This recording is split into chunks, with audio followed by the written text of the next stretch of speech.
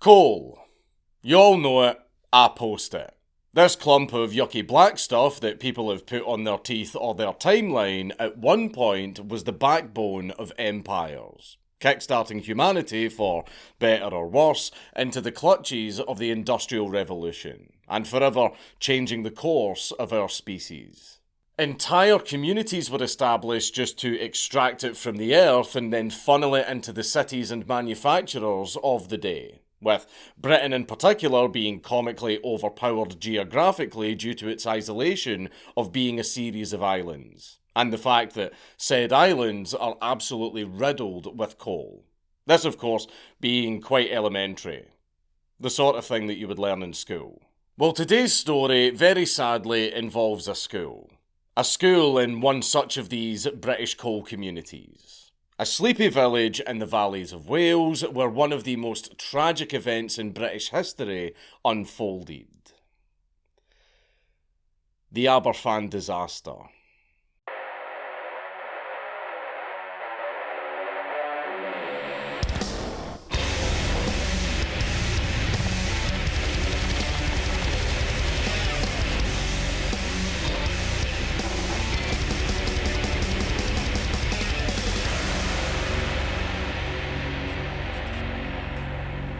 Please leave a like and a comment on this video because it really helps me in the algorithm.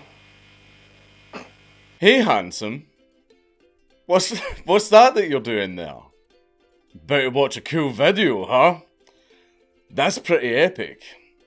I heard that Dankula guy has a lot to say about certain countries, but you know what else is pretty epic?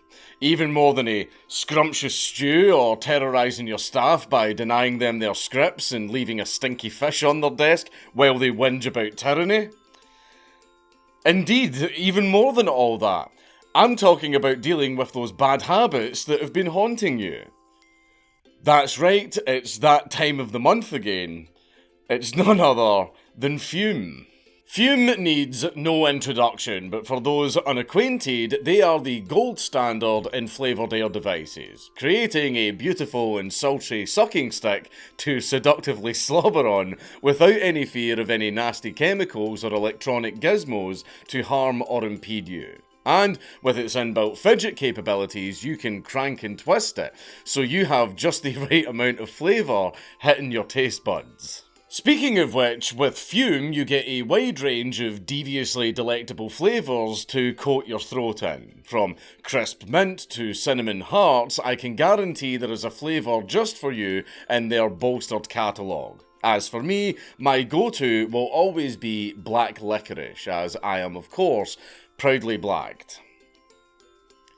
You really never can go back, after all. So grab that old vape and omit it from the next census, because fume is here to finally help cleanse you of that one bad habit for good. If you want to join the 500,000 other fumelings valiantly vanquishing their various vices, you can scan the QR code on the screen or go to tryfume.com/Dankula for a free topper when you order your journey pack. Again, that is tryfume.com/Dankula for a free topper when you order your journey pack. Thank you, Fume. I love you. Mwah. We begin in the picturesque and often overlooked dangly bit of Britain collectively agreed upon as Wales, where nestled deep in the Taff Valley we find the quaint settlement of Aberfan. Established in earnest in 1869, the village of Aberfan was one amongst many other small towns and settlements across the British Isles, insofar that its sole purpose was to enable and sustain the extraction of the precious and yummy coal that infests the myriad of hills in the region.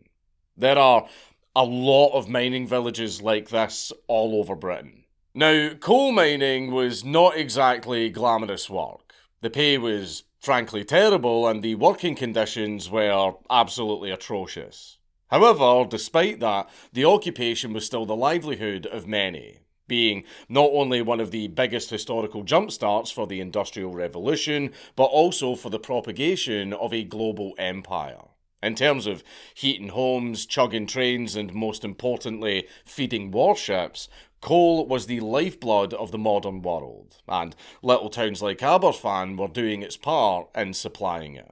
Initially being nothing more than a couple of cottages and a pub that the odd farmer frequented, Aberfan came into existence proper when in 1869, one John Nixon and Company opened up the MOTHERWELL colliery to plunder this black gold that dwelled within the scenic rolling hills of the Taff Valley. In the process, creating jobs for people and by extension housing for the workers. This little settlement grew into Aberfan.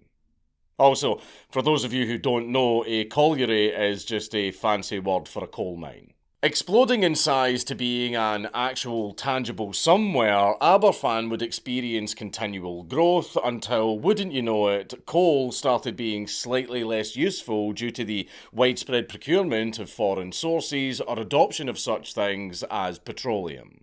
Smaller domestic collieries fell by the wayside, resulting in the state stepping in to nationalise the coal industry in 1947. Giving the fiefdom to the fledgling National Coal Board, who took the reins on behalf of the government. We now fast forward to the 1960s, where the population of this little hamlet had by this point upgraded to a hefty 5,000 people, and a sizable chunk of them were still working in the coal mines, just like their ancestors before them and those in the entertainment industry today. As, despite not being at its peak of 2,000 workers, the colliery still had 800 people toiling away and managing it.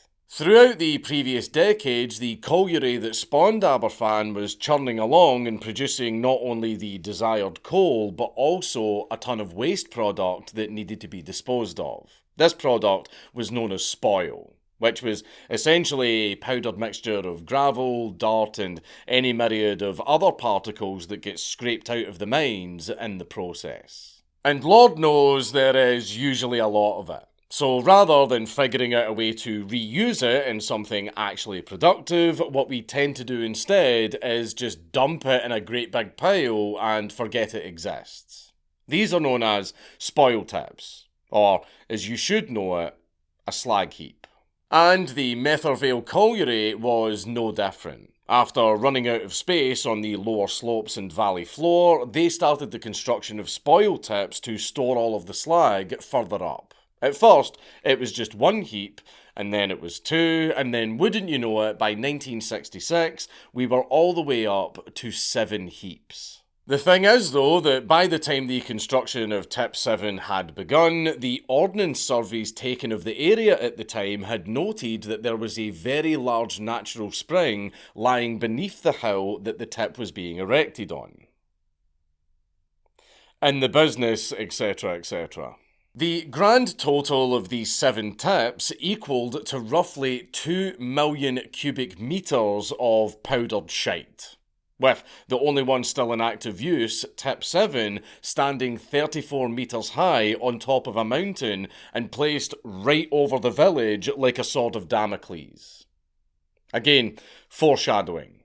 Now, you might wonder, why the fuck did they put the gargantuan pile of caca powder on top of a mountain overlooking a small village?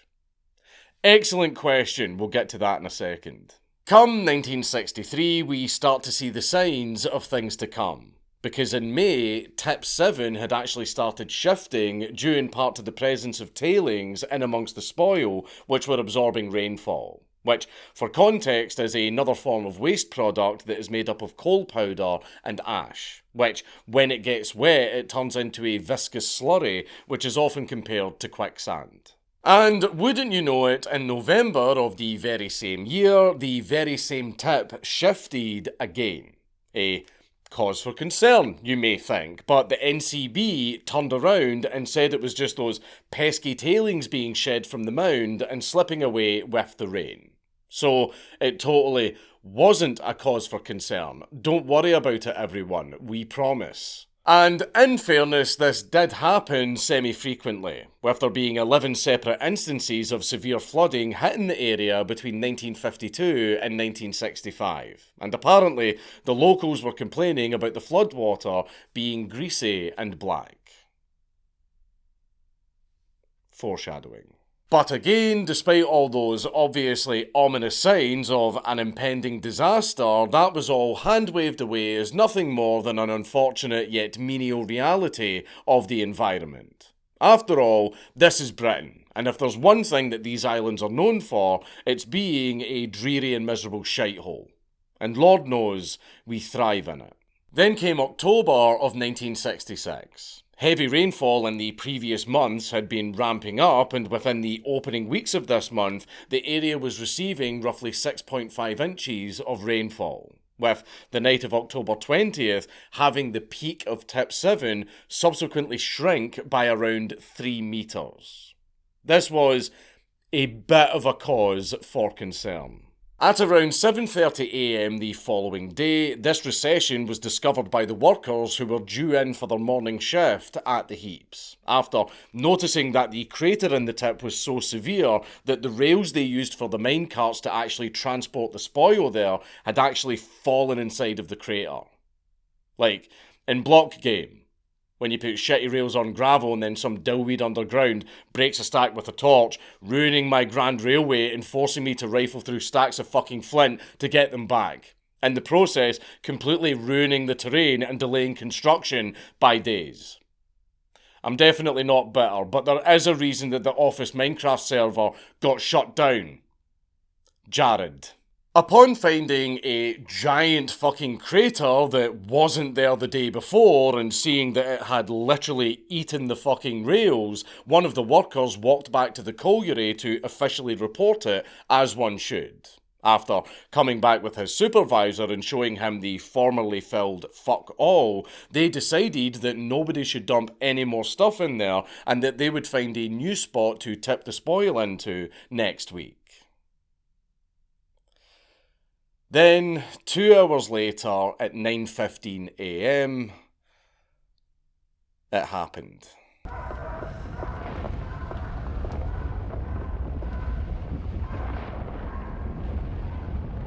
Tip 7 turned into a massive landslide that was around 30 feet high and moving down the valley towards Aberfan at an estimated 20 miles an hour. Yes, really. Not even 2 full hours after they found that first crater. Initially wiping out 2 farm cottages and killing everyone inside, the landslide thundered on, destroying the water mains before ploughing right into Aberfan. And very, very unfortunately, the Pantglass Junior High School was getting ready for their last day of term, with children going through the roll call and getting ready for their lessons. They were right in the path of Tip 7. Sir. Jesus Christ. Sir? Under the desk, all of you, quickly! Please get under the desk! Now!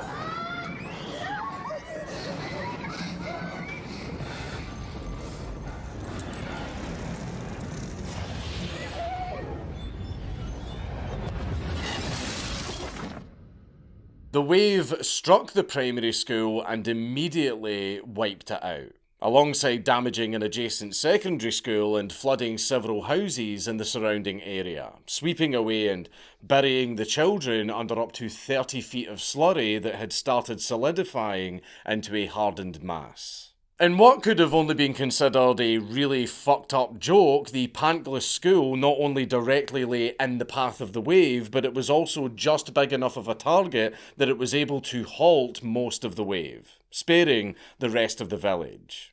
Even more comically tragic is that if the Slagalanche had struck even 20 minutes earlier, the school children would have been spared, since school hadn't even started yet. The rescue efforts began immediately, with essentially everyone in the village frantically rushing to the scene to try and claw their own children out from underneath the hardening black sludge, with the miners from the colliery joining the fire brigade, the police, the Civil Defence Corps and other locals. Now, the miners were able to respond first and they were on site within 20 minutes. They were prepared as soon as they saw the initial sink when it was reported, because they knew how spoil worked, so they knew that something was probably going to happen. BBC News opened their 10:30 news coverage with the disaster, resulting in thousands of volunteers in the local area making their way towards the site to help. Though their input was mixed, as apparently their presence was overall a hindrance to the professionals that were on site.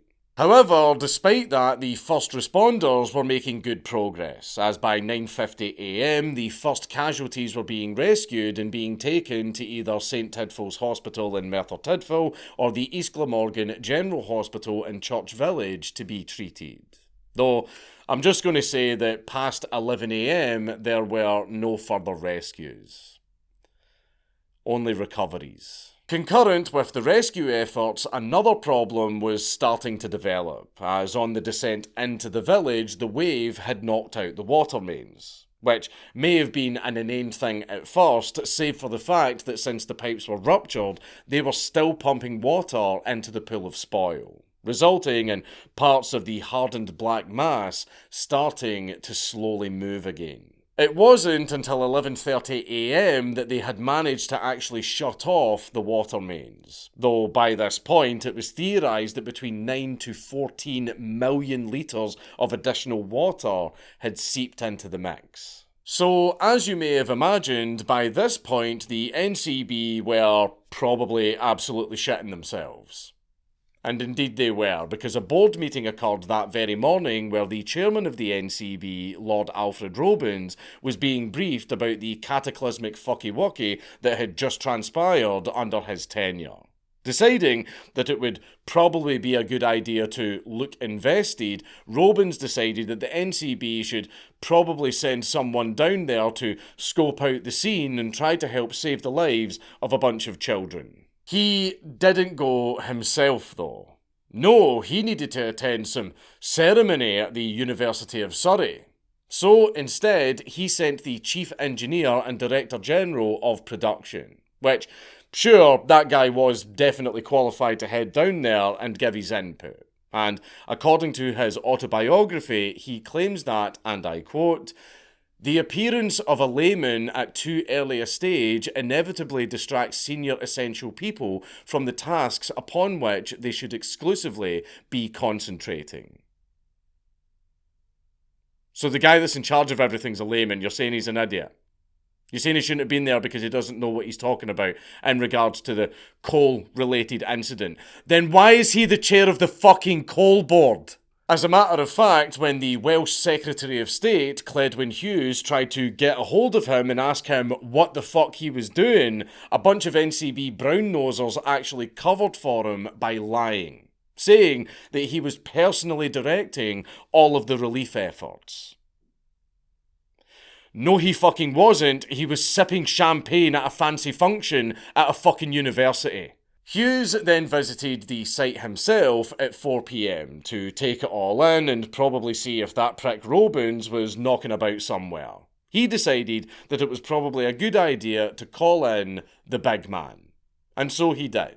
He got in touch with Prime Minister Harold Wilson, whom you may know for being a Labour PM back when that was still subversive and novel, and for essentially trying to be Socialist Churchill. Upon receiving the call, Wilson decided to not only visit himself, but also informed Hughes to take whatever action he thought necessary, irrespective of any considerations of normal procedures. Because not only does the situation, kind of fucking demand it with it involving the lives of children, but also because this was probably seen as a threat to the Wilson administration that needed to be thwarted post-haste, lest Big Harold get egg on his face. The egg, of course, being hundreds of school children potentially dying. Upon moseying down to the site, Wilson realised that this entire situation was a lot more fucked than he had realised, and he called for an independent investigation into what in God's name just happened here. Then, around the same time, the mayor of neighbouring Merthyr Tydfil started a fundraiser for Aberfan. In time, this was to be known as the creatively named Aberfan Relief Fund. Remember that, because it's going to come up again later. So, with the recovery and clean-up process continuing on, with additional help coming from the military, within a week the majority of the tip was cleaned. But sadly, there were a total of 144 casualties, with 116 of them being young children no older than 11 years old, and also one victim who was no more than 3 months old. Within a space of just hours, this village had an entire generation just snubbed out under the same black mass that it was established to mine for. And understandably, people were very fucking angry. Both houses of parliament were naturally roaring in debate over the debacle at Aberfan, with the iconically incoherent jabbering resulting in the creation of the Aberfan Disaster Tribunal, which was to be headed by Lord Ed Davies. Not that one, this one, whom, by complete coincidence, was born in Mountain Ash, which was only 2 miles away from Aberfan. So, this was personal for him. Without going over all of the nitty-gritty of the tribunal and its myriad hearings, I'll instead just give you the results. For a start, yeah, no shit, the NCB were clearly responsible, seeing as that they were consciously aware of the springs located underneath the tip and were warned multiple times about the ever-present flood risks. But they still kept dumping all of the spoil up there whilst telling all of the workies, nah, it's all good, don't worry about it. The workies not realising that they were constructing the very thing that would end up killing their own children. This was a monumental tragedy. So surely heads had to roll for this. Nope. Not a single person was punished. Not one. Nobody in the upper ranks of the NCB got sacked because, why would they? They were only responsible for the entire fucking thing. Though, for what it's worth, Lord Robins did ceremoniously offer to resign from his position, but only after he got behind-the-scenes confirmation that he somehow would be keeping his job. And as a double fuck you, he later on got appointed to chair a committee on workplace safety. He got put in charge of the Committee for Workplace Safety, which was partially responsible for the creation of the HSE. The guy that caused one of the biggest workplace disasters in British history got put... The government, I swear to God, government is a fucking joke. Oh, but don't worry, it all gets better. Oh, it gets so much better. In an effort to save face, the NCB paid out compensation to all of the families, totalling at £160,000. With that averaging out to a whopping £50 per person. Oh gee, thanks. I'll never hear my child's voice again or hold them in my arms again, but thank you very much for the 50 fucking quid. Thank you, government. I love you, government. This money was paid out immediately afterwards in 1966, but adjusted for inflation, that's still only £801. £801 in compensation for any damage to your property, and also, your young child dying horribly by being crushed and suffocated under 30 feet of black sludge. What an absolute fucking joke. And speaking of money, do you remember that disaster relief fund that was set up by the mayor of Merthyr Tydfil? Well, it had actually done very successfully, raising over £1.75 million from over 88,000 donors all across the world. Despite that, however, the fund couldn't be divvied up amongst the families of those affected due to the Satanic Charity Commission deciding that that's no bueno due to the trust agreement for the fund. Lawfare then ensued, and eventually they backed down and agreed that a maximum of £5,000 should be handed out to those affected, which, when accounting for inflation, is around £78,000. So, when you add up the number of victims and you discover that they all only got £5,000, where did the rest of that money go? Don't worry about it. Despite that, the commission managing the fund were desperately trying to snatch defeat from the jaws of victory, because in November of 1967, they threatened to remove trustees from the fund. Why was that? Well, they were objecting to the motion of giving any money to children who were not physically injured but mentally traumatised, which was around 340 children. Because when the sole surviving 8-year-old gets almost crushed and suffocated under metric tons of fucking coal dust while watching all of his friends die around him, he might be just a little bit antsy about the dark or, sudden loud noises. Despite this positive change at least, there was still a problem looming over Aberfan. Literally, because the other tips were still present and evidently posed a tangible danger to the already battered community. So naturally, the villagers petitioned the new Secretary of State for Wales, George Thomas, to have the government remove said tips. They even entered the Welsh office and dumped coal slurry on the floor to make a point. Realising that having multiple massive mountains of that black shit leering over you like the Eye of Sauron is probably quite the mental health hazard alongside a physical one, George acquiesced to the idea. One issue though, the cost. You see, the NCB had generated some estimations for the removal costs, with it ranging from £1 million to £3.4 million, which is £15 to £51 million in today's money. And being quite blunt, that was a lot of money that the NCB didn't want to spend. So they presented the highball cost to the HM Treasury and basically went, good luck with that. Seemingly, in response, the Chief Secretary to the Treasury, Jack Diamond, also refused to pay. So they had to partake in the good old art of negotiating. They quite reasonably decided to split the bill, with the final cost coming out to a very lowball £850,000, with the NCB and Treasury paying £350,000 each. Now hold on, the math doesn't quite math there, and indeed it doesn't, because the catch was that the remaining £150,000 was to be lifted from the Disaster Relief Fund. And the best part was that they really didn't have a choice. If the trustees didn't agree, the tips would stay.